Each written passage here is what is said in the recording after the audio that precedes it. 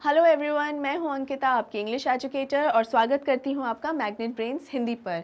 और आज मैं आपके लिए लेकर आई हूं class 10th English first flight chapter 3 की पोम 2 द बॉल पोम। और आज जो टॉपिक हम कवर करने वाले हैं वो है इस पोम की समरी। तो आइए स्टार्ट करते हैं। इस पोम के एक्सप्लेनेशन में मैंने आपको अच्छे से डिटेल में बताया था इसके पोएट के बारे में, जिनका नाम है जॉन बेरीमैन, और उनकी लाइफ के कुछ ऐसे इंसिडेंट्स जिसकी वजह से उन्होंने अपनी पोम्स में भी उन्हीं थीम्स के बारे में लिखना शुरू किया था।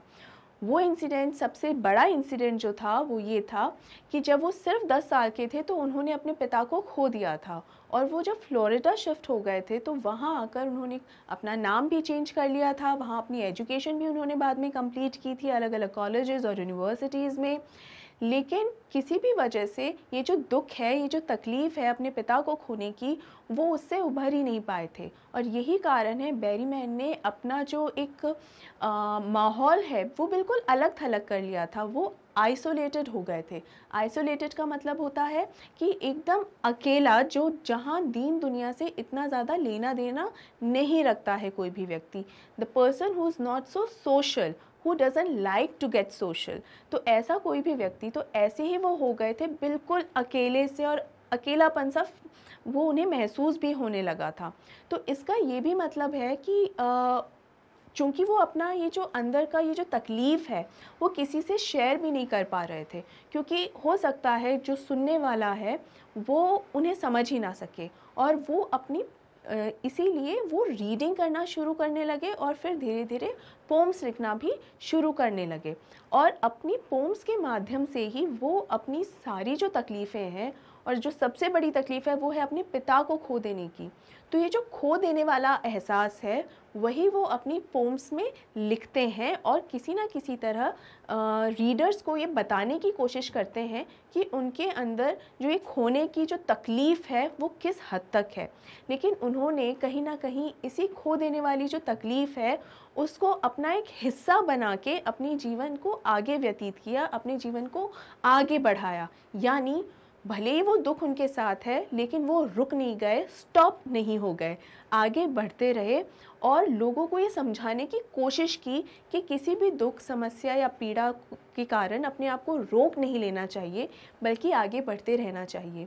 इस पोम में भी उन्होंने यही समझाने की और एक्सप्लेन करने की कोशिश की है, एक छोटे बच्चे और उसके खिलौने के माध्यम से। इस बच्चे का एक छोटा सा बॉल है और वो बॉल उस बच्चे से खो जाता है। अब उसको खो देने का जो दुख है उस बच्चे में वो बहुत ज़्यादा है, क्योंकि उस बॉल के साथ वो बहुत अटैच्ड था। उसकी फीलिंग्स, उसकी पुरानी मेमोरीज़ सब उस बॉल के साथ बहुत ज़्यादा अटैच्ड थी।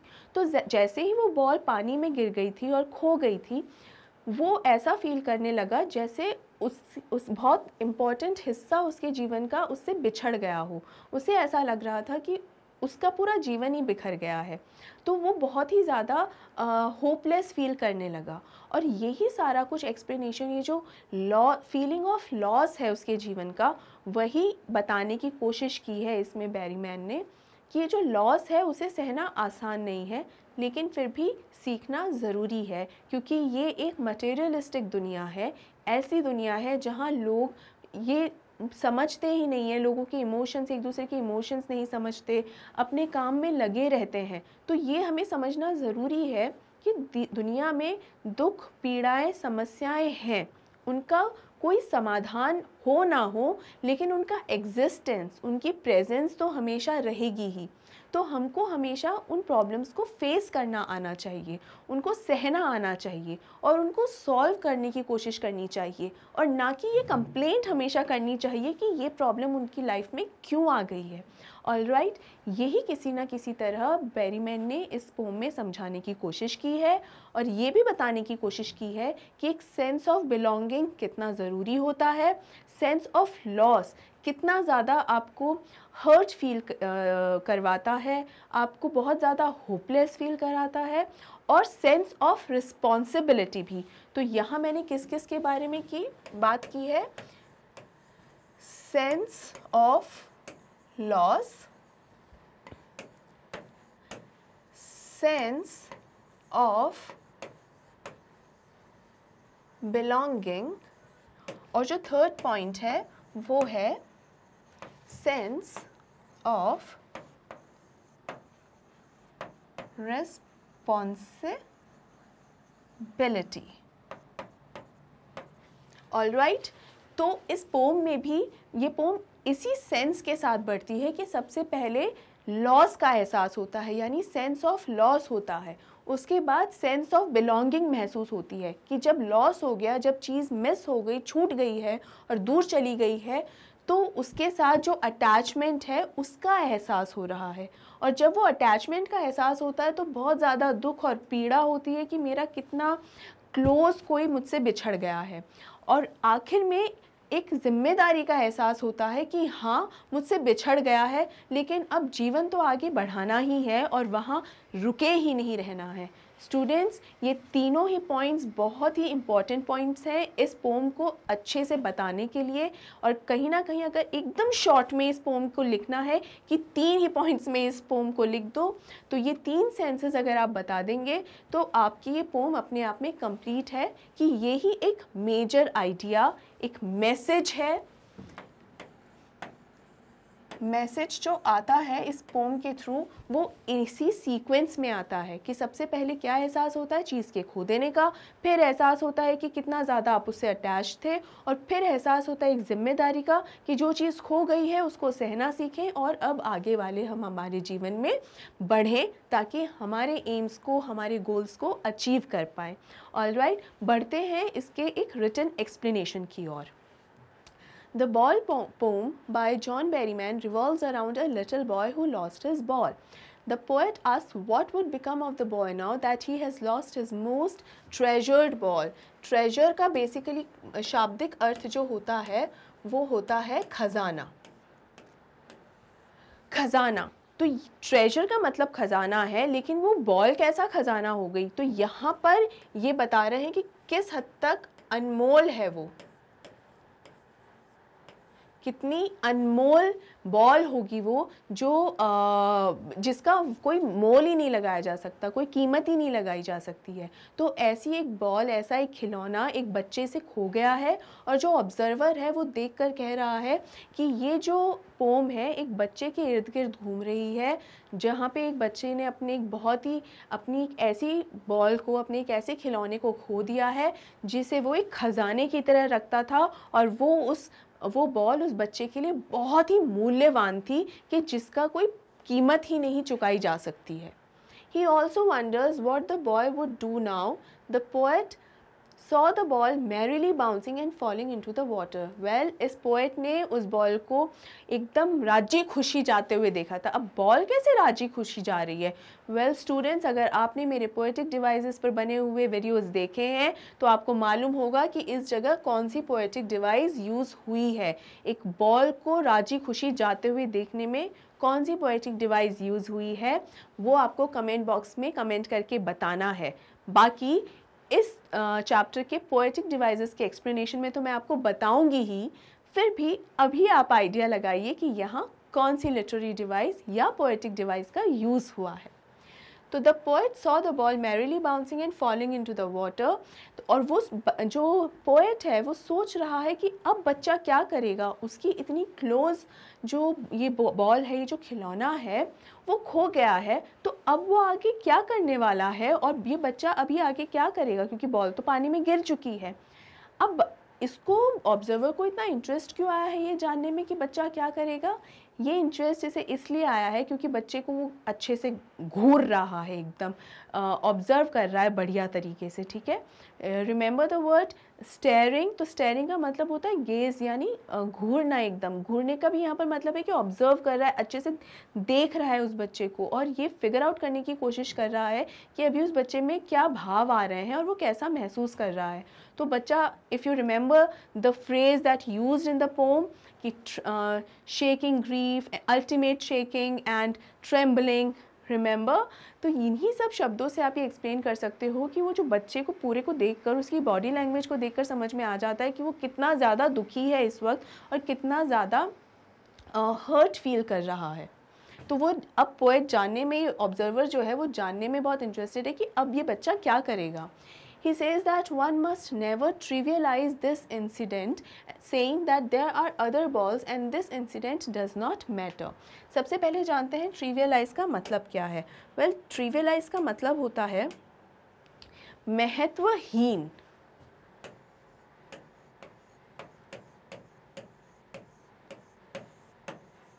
महत्वहीन यानी एक कोई भी ऐसी चीज़ या वस्तु जिसका कोई भी वैल्यू ही नहीं है बहुत ज़्यादा, इतना कि बहुत मामूली है कोई भी चीज़, जिसका महत्व नहीं है, जिसकी कोई ख़ास इम्पोर्टेंस नहीं है.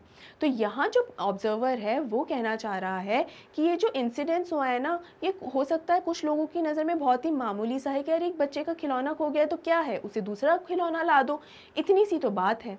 लेकिन नहीं, ये इतनी सी बात नहीं है. इस बच्चे के लिए ये बहुत ही महत्वपूर्ण बात है.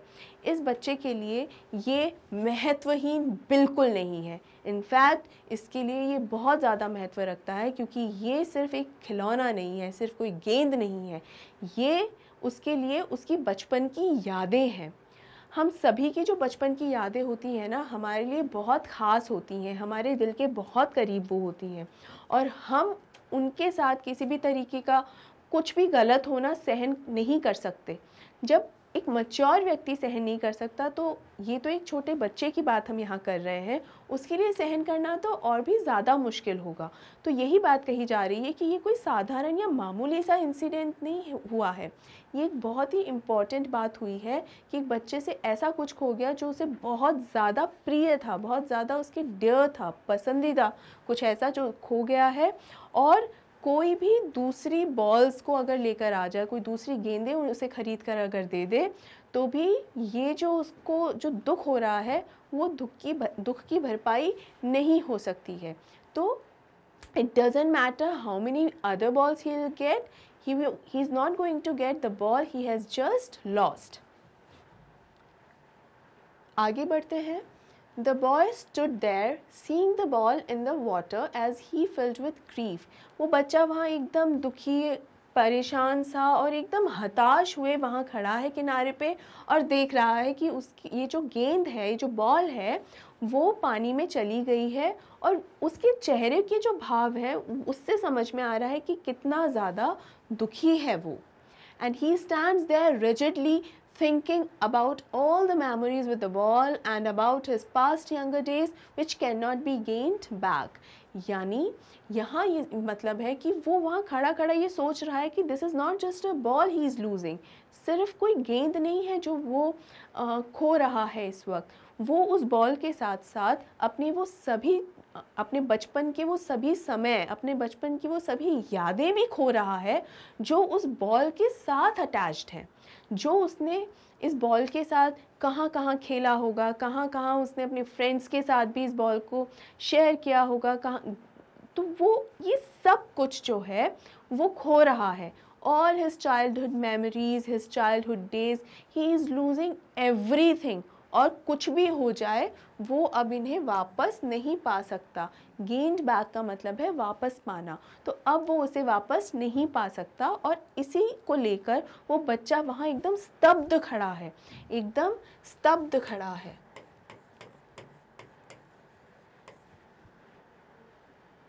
रिजिडली यानी एकदम स्टिफ होके खड़ा है, स्तब्ध रह गया है कि अब समझ नहीं आ रहा मैं क्या करूं. ये ऐसा लॉस है कि अब मैं इसकी भरपाई नहीं कर सकता और अब मैं कुछ नहीं कर सकता. The poet does not want to intrude on this thought. A dime or a new ball will not take away his grief. In this whole incident, the boy learned to be more responsible and to stand up after his loss. इसका मतलब है कि यहाँ पर जो है poet intrude नहीं करना चाहता. इंट्रूड का मतलब क्या होता है, इस पोम के एक्सप्लेनेशन के दौरान भी मैंने आपको बताया था, दखल अंदाजी करना. ओके, तो दखल देना, दखल देना. तो दखल देना या इंटरवीन करना, पोएट नहीं चाहता कि वो ये जो सब चल रहा है इस बच्चे के साथ और उसके जो इमोशंस आ रहे हैं और वो जो दुखी भी जो महसूस कर रहा है, जो पोएट है अभी जाके उसे मनाना नहीं चाहता और ना ही अभी जाके उसे कुछ समझाना चाहता है, ना ही ये जो चल रहा है उसमें किसी प्रकार से दखल देना चाहता है, क्योंकि कहीं ना कहीं जो ऑब्जर्वर है वो भी ये चाह रहा है कि बच्चा इस समय इस चीज़ को समझे कि यही प्रकृति का नियम है कि चीज़ें मिलती हैं तो वो खोती भी हैं। नथिंग इज़ परमानेंट, कुछ भी परमानेंट नहीं होता। और इस बदलाव को, इस मिलने और खोने का जो नियम है, इसको हर व्यक्ति को और हम सभी को स्वीकारना ज़रूरी है। तो यहाँ पे अ डाइम और अ न्यू बॉल, यानी पैसों से या कोई नई बॉल अगर आप लेकर आ गए तो उससे उसे रिप्लेस नहीं किया जा सकता। कुछ भी जो है वो उस बॉल की जगह नहीं ले सकता जो बॉल इस बच्चे ने अभी अभी खोई है, और कुछ भी जो है वो उसका ये जो दुख है वो नहीं मिटा सकता। In this whole incident, the boy learned to be more responsible and to stand up after his loss. ये जो पूरी घटना जो घटी है, यहाँ पर ये ऑब्जर्वर का यही मानना है और यही समझना है कि यही वो मौका है, यही वो पल है, या यही वो मोमेंट है जहाँ बच्चे को ये समझना है कि कुछ खो देना ही प्रकृति का नियम होता है, और खो देने के बाद उस चीज़ को एक्सेप्ट करके आगे बढ़ना, यानी to stand up after the loss. ठीक है, कुछ खो देने के बाद आगे बढ़ना ही सही निर्णय होता है, यही एक सही तरीका है आगे बढ़ने का। आई होप यहाँ तक आपको क्लियर हुआ होगा। Like great men in the past, he understands that money is external and that he has to accept and bounce back from the loss. इसका मतलब great men, यहाँ great men का क्या मतलब है? Great men का मतलब सिर्फ वो लोग नहीं जो बहुत ही फेमस हुए हों या जिन्हें पूरी दुनिया जानती हो। यहाँ महानता से मतलब बेसिकली ग्रेट मैन का मतलब है महान लोग, वो महान व्यक्ति जिनको ये समझ में आ गया कि हर चीज़ का पैसे से मोल नहीं लगाया जा सकता हर चीज़ का। तो उसी तरह इस बच्चे को भी समझना होगा कि जो पैसे हैं वो एक एक्सटर्नल चीज़ है, मतलब एक बाहरी दिखावे के लिए सब ठीक है। आप उनसे अपने सुख साधन खरीद सकते हो, लेकिन आप उनसे वो भाव नहीं खरीद सकते हो, वो चीज़ें जो समय है, समय नहीं खरीद सकते हो। आप पैसे से चीज़ें, सामान खरीद सकते हो, लेकिन जो अटैचमेंट इस बच्चे का इस बॉल के साथ था, वो अटैचमेंट आप कैसे कहीं खरीद सकते हो? आपको कहाँ कैसे मिल सकता है वो अटैचमेंट? नहीं, वो बिल्कुल अनमोल होता है, उसका कोई कीमत नहीं लगाई जा सकती है, और दुनिया की पूरी दौलत भी और ख़जाना भी उस अटैचमेंट को नहीं खरीद सकता है। Okay, so and that he has to accept and bounce back from the loss. यही उसे समझना भी होगा, और उसने जो भी खोया है या जो भी पाया है उसकी पाने की खुशी तो होती ही है, लेकिन जो उसने खोया है उस तकलीफ़ को भी उसे स्वीकारना होगा, यही मान के कि प्रकृति का नियम यही है, और यही स्वीकार करके उसे आगे बढ़ना होगा। बाउंस बैक का मतलब यही है कि जहाँ पर जिस दुख में अभी है वो, उस दुख से अब उसे आगे बढ़ना होगा, उसे उसके आगे जाना होगा, ना ही उस दुख में ही घिरे रहना होगा। स्टूडेंट्स, यही थी इस पोम की समरी। बहुत ही छोटी सी समरी है और बहुत ही सरल समरी है। आई एम श्योर आप सभी को समझ में आ गई होगी। डाउट होने पे आप कमेंट सेक्शन में पूछ सकते हैं। और इसी के साथ मैं आपको ये भी बता दूं कि इस समरी में, इस पोम में आपको बहुत ही इम्पॉर्टेंट लाइफ लेसन्स दिए गए हैं। तो आप इसे सिर्फ एक पोम या सिर्फ एक सिलेबस का हिस्सा समझ के ना पढ़ें। इनफैक्ट ये आपकी एक अंडरस्टैंडिंग डेवलप करने में बहुत मदद करने वाली पोम है। अगर आप इसे समझेंगे तो आप ये जानेंगे कि लाइफ में कितनी ही चीज़ें और कितने ही उतार चढ़ाव होते हैं जिनका सामना हमें करना होता है, और उनका सामना करने के बाद ही हम निखरते हैं। बेसिकली ये जो प्रॉब्लम्स होती हैं लाइफ की, ये एक तरीके के फ़िल्टर की तरह होती हैं, छलनी की तरह। जैसे हम चाय बनाते हैं तो उस चाय में बहुत सारी चीज़ें ऐड करते हैं, चाय पत्ती के अलावा भी बहुत कुछ, अदरक डालेंगे, काली मिर्च डालेंगे, और ना जाने क्या क्या उसमें ऐड करेंगे। वो सारे हर्ब्स डालेंगे जो हमें बहुत ही फ़ायदा करेंगे। लेकिन जब हम उस चाय को पीते हैं तो क्या एज इट इज़ पी जाते हैं? नहीं, उसे हम छलनी से छान कर पीते हैं। तो ये छलनी से छान के पीने का मतलब ये है कि लाइफ में जो कुछ हो रहा है वो होता ही है, प्रॉब्लम्स रहती ही हैं, वो प्रॉब्लम्स आपको मैच्योर बनने में हेल्प करती हैं। ये वही प्रॉब्लम्स होती हैं जिससे आपको लाइफ के लेसन्स मिलते हैं। लेकिन जब आप उसे छान कर पीते हैं तो यानी उन प्रॉब्लम्स को साइड में रख के चलें, उनको साथ लेकर चलने की ज़रूरत नहीं है। उनके जो लाइफ लेसन्स आपको मिले हैं उन लाइफ लेसन्स से सीखें, अपने आप को बेहतर बनाएं और फिर आगे चलें और बैठ के आराम से अपनी चाय को एंजॉय करें। आई होप आपको ये पोम बहुत अच्छे से समझ में आ गई होगी। And as I just said, अगर कोई भी डाउट है, कोई भी प्रॉब्लम है, आप बिल्कुल कमेंट बॉक्स में कमेंट करके मुझसे पूछ सकते हैं। और इसी के साथ हमारा ये वीडियो एंड होता है। और आखिर में आपको याद दिला दूं कि मैग्नेट ब्रेन्स आपके लिए लेकर आता है हाई क्वालिटी कंटेंट के साथ साथ ये सभी टॉप कोर्सेज, वो भी एकदम free of cost. E notes और ई बुक्स के लिंक्स आपको डिस्क्रिप्शन बॉक्स में दिए गए हैं, आप विजिट कर सकते हैं। और वीडियोस की एक्सेस के लिए आप www.magnetbrains.com पर भी विजिट कर सकते हैं। आप हमें ट्विटर, इंस्टाग्राम, टेलीग्राम और फेसबुक पर भी फॉलो कर सकते हैं। अगर ये वीडियो पसंद आई हो तो इसे लाइक और शेयर ज़रूर कीजिए और मैग्नेट ब्रेन्स हिंदी को सब्सक्राइब करना बिल्कुल मत भूलिए। Thank you so much.